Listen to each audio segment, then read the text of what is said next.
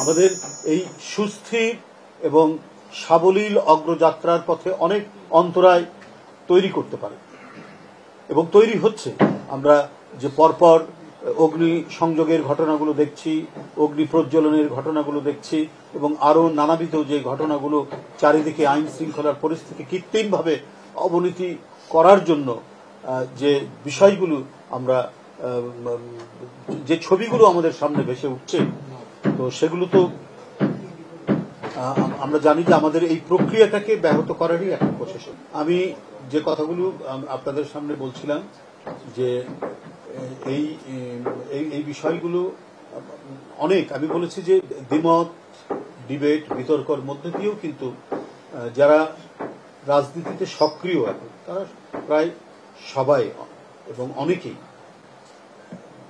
একমত হয়েছেন জুলাই সনদের মধ্যে যে অঙ্গীকারগুলো করা হয়েছে সেই অঙ্গীকারগুলো বাস্তবায়ন করার জন্য এবং জুলাই সনদের মধ্যে বিস্তারিত যে বিষয়গুলি বলা হয়েছে, যেটা এর আগে কখনো এত বিস্তারিতভাবে, এত বিশদভাবে এই মানে জনগণের সপক্ষে যে কাজগুলো করা দরকার, একটি সত্যিকারের গণতান্ত্রিক রাষ্ট্র এবং সমাজ গড়ে তোলার জন্য যে কাজগুলো করা দরকার, এবং আমরা একটি গণতান্ত্রিক সমাজ বলতে কি বোঝায় সেই বোঝানোর জন্য যে যে শর্তগুলো পূরণ করা দরকার সেগুলো জুলাই সনদের মধ্যে রয়েছে। এখানে হয়তো নোট অফ ডিসেন্ট আছে, আরও দ্বিমত আছে, কিন্তু মোটা দাগে তো সবাই এটাকে মেনে নিয়েছেন এবং এটার এখন বাস্তবায়ন নিয়ে যে কথাগুলো হচ্ছে এটাও একটা সুরাহা হবে।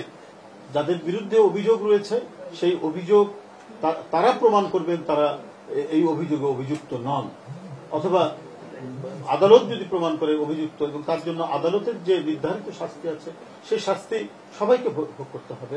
আইনের চোখে তো সবাই সমান, এই যে ফ্রেজটি আমরা শুনে এসেছি, তো সেক্ষেত্রে তো আইনের চোখে এবং আইনের মাধ্যমে যেটি হবে সেটি সবাই মেনে নেবে, এটাই স্বাভাবিক। কারণ এই সরকারও যাতে তত্ত্বাবধায়ক সরকার হিসেবে যখন কাজ করবেন, যে প্রশ্নটি উনি করেছেন, তো সেটার সাথেও এটা আছে।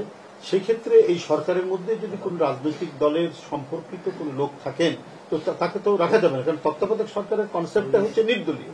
তো নির্দলীয় হলে তবে সেখানে রাজনৈতিক দলের উপদেষ্টা থাকবে কি করে বা রাজনৈতিক দলের লোক থাকবে কি করে? এক।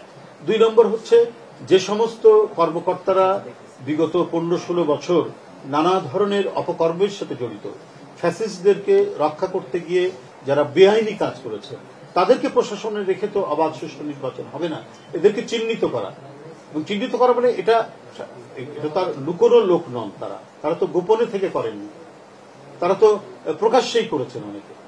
আমি জানি ওই সময় যে 2-1 এসপি যখন একটা মিছিল হচ্ছে নোয়াখালীতে, আমি জানি মিছিল হচ্ছে, তো এসপি বলছেন ওখানে কর্তব্যরত পুলিশ অফিসারদেরকে যে আমি মিছিলের আওয়াজ পাচ্ছি, গুলির আওয়াজ পাচ্ছি না কেন, তার লোকদেরকে বলছে। তো তাহলে এইরকম আরো অনেক প্রশাসনের লোকজন আছেন, তো তাদেরকে চিহ্নিত করে আইনের আওতায় আনা এবং তাদেরকে প্রশাসন থেকে সরানো, এটা না সরালে পরে তো অবাধ সুষ্ঠু নির্বাচন হবে। কারণ এটা অন্তর্বর্তীকালীন সরকার, সে যখন নির্বাচনকালীন তত্ত্বাবধায়ক সরকারের রূপ নেবে তখন তো তাকে তত্ত্বাবধায়ক সরকারের যে কনসেপ্ট, একেবারে নির্দলীয় নিরপেক্ষ যে কনসেপ্ট, সে কনসেপ্টে তাকে আসতে হবে, সেই বৈশিষ্ট্যে তাকে আসতে হবে, তখন এই কাজগুলো তাকে করতে হবে। তাহলে এই যে 16 বছর যারা ভোট দিতে পারেনি তাদের মধ্যে আস্থা ফিরে আসবে যে এই সরকার যথার্থই কাজ করছে।